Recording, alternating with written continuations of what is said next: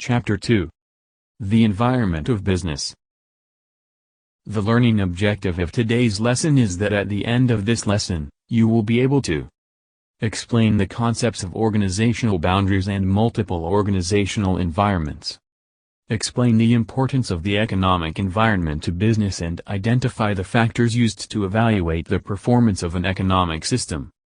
Describe the technological environment and its role in business. Describe the political-legal environment and its role in business.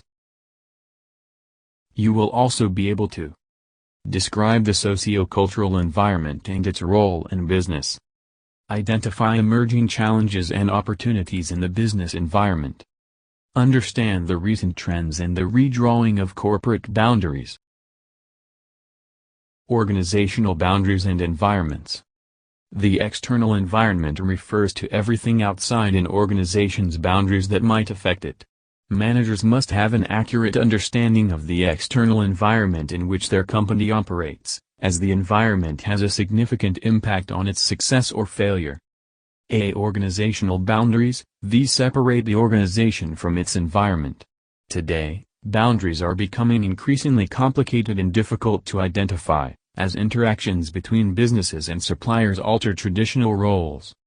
The external environment actually consists of many separate environments, including general and local economic conditions, technology, political-legal considerations, social issues, issues of ethical and social responsibility, the business environment itself, and numerous other emerging challenges and opportunities.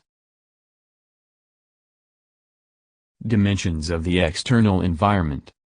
All businesses, regardless of their size, location, or mission, operate within a larger external environment. This external environment consists of everything outside an organization's boundaries that might affect it. The external environment plays a major role in determining the success or failure of any organization. The economic environment refers to the conditions of the economic system in which an organization operates. The basic goals of an economic system are stability, full employment, and growth. Measures of how well an economy has accomplished these goals include gross national product, gross domestic product, productivity, balance of trade, and national debt. The Canadian government uses fiscal policies to manage the effects of its spending and revenue collection and monetary policies to control the size of the nation's money supply. The technological environment generally includes all the ways by which firms create value for their constituents. Technology includes human knowledge, work methods, physical equipment, electronics and telecommunications, and various processing systems that are used to perform business activities. The political-legal environment reflects the relationship between business and government, usually in the form of government regulation of business. The socio-cultural environment includes the customs, mores, values, and demographic characteristics of the society in which an organization functions. Socio-cultural processes determine the goods and services as well as the standards of business conduct that a society is likely to value and accept. Successful companies are responding to challenges in the external environment by redrawing traditional organizational boundaries. Major trends include acquisitions and mergers, divestitures and spin-offs, employee-owned corporations, strategic alliances, and subsidiary.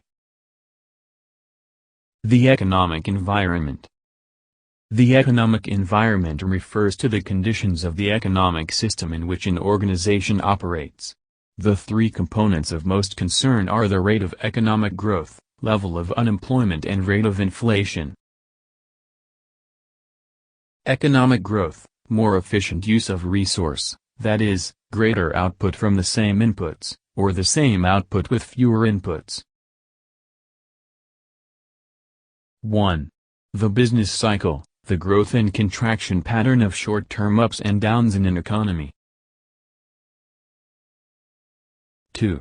Aggregate output and the standard of living. Aggregate output refers to the total quantity of goods and services produced by an economic system during a given period. The standard of living refers to the quantity and quality of goods and services that a country's citizens can purchase with the currency used in their economic system. 3. Productivity. is a measure of economic growth that compares how much a system produces with the resources needed to produce it. Improved productivity allows more output with the same inputs. As supply increases, prices drop, consumers can purchase more, and the standard of living improves. 4. Gross Domestic Product, GDP, and Gross National Product, GNP. GDP is the total value of all goods and services produced within a given period by a national economy through domestic factors of production, regardless of who owns the factors of production. GNP is the total value of all goods and services produced by a national economy within a given period regardless of where the factors of production are located. A. Real growth rates. The growth rate of GDP must be adjusted to remove the effects of inflation and changes in the value of the country's currency. This is the real growth rate of an economy. If the rate of real growth of GDP exceeds the population growth rate, the standard of living improves. B. GDP per capita. This is the GDP per person in a country. It is a better measure of the economic well-being of the average person in the country than GDP. C. Real GDP is calculated to remove the effects of changes in currency values and price changes. Nominal GDP is measured at current prices in current dollars. D. Purchasing power parity allows a comparison of the standard of living in different countries. 5. The balance of trade and the national debt. Several factors influence economic growth, including the balance of trade and the national debt. A. The balance of trade. The balance of trade equals the economic value of all the products that a country exports minus the economic value of the products it imports. A negative balance of trade results when a country imports what it buys from other countries, exceeds it exports what it sells to other countries. A trade surplus, positive balance of trade, results when a country exports more than it imports. B. National debt. A country's national debt is the amount of money that the government owes its creditors. Economic stability occurs in an economic system when the amount of money available and the quantity of goods and services produced are growing at about the same rate. 1. Inflation exists when widespread price increases occur throughout an economic system. A. Measuring inflation. The CPI, the Consumer Price Index, CPI, measures the price of a basket of typical products purchased by consumers living in urban areas. 2. Deflation, a period of generally falling prices, can result from reduced costs due to increased productivity, which is good, or because consumers have high debt loads and are unwilling to consume much, which is bad. 3. Unemployment. The level of joblessness among people actively seeking work in an economic system. There are 4 different types of unemployment: frictional, season, cyclical, and structural. Wage rates vary depending on the relationship between supply of and demand for labor.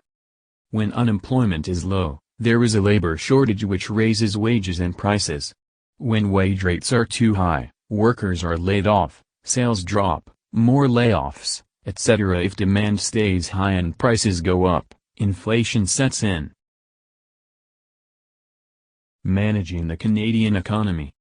Stabilization policies, fiscal and monetary policies used to stabilize prices and to smooth out fluctuations in output and unemployment. Fiscal policies are government economic policies that determine how the government collects and spends its revenues. Monetary policies are government economic policies that determine the size of a nation's monetary supply, primarily through the Bank of Canada and management of the interest rate. High interest rates equals tight monetary policy. Low interest rates equals easy monetary policy.